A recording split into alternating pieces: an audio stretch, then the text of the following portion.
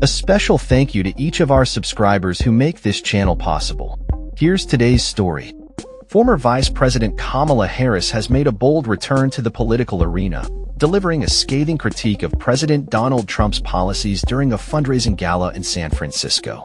Speaking to a crowd of around 500 supporters, Harris characterized Trump's agenda as a dangerous betrayal of the nation's founding principles and warned of a looming constitutional crisis. Tonight's event coincides with the 100 days after the inauguration, Harris stated, emphasizing the significance of the moment. Instead of an administration working to advance America's highest ideals, we are witnessing the wholesale abandonment of those ideals. She pointed out that the policies enacted under Trump, including cuts to government size, privatization of services, tax breaks for the wealthy, and slashing public education, are not new but rather the culmination of decades-long efforts to reshape the nation's norms and safety net. Harris described this agenda as a narrow, self-serving vision of America where truth-tellers are punished, loyalists are favored, and ordinary citizens are left to fend for themselves. What we are experiencing right now is exactly what they envisioned for America, she asserted. But this is not a vision that Americans want.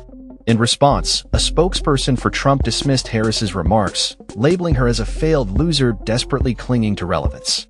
Harris's speech, lasting about 15 minutes, was part of a fundraising effort for Emerge, an organization dedicated to electing female Democrats.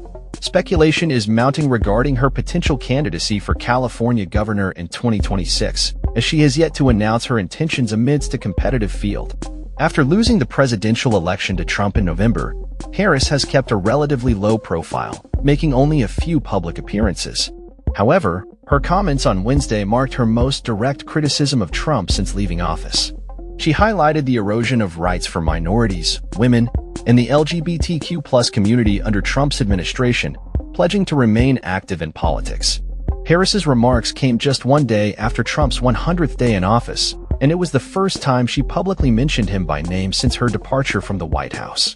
She argued that citizens' dissent is the most effective way to combat Trump's policies, stating, "They are counting on the notion that fear can be contagious.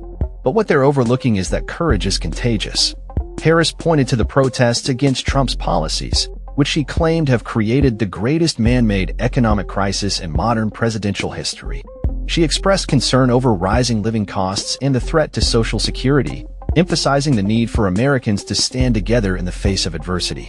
Drawing a powerful metaphor from a recent viral video of elephants protecting their calves during an earthquake, Harris said, "In the face of crisis, the lesson is, don't scatter. The instinct has to be to immediately find and connect with each other."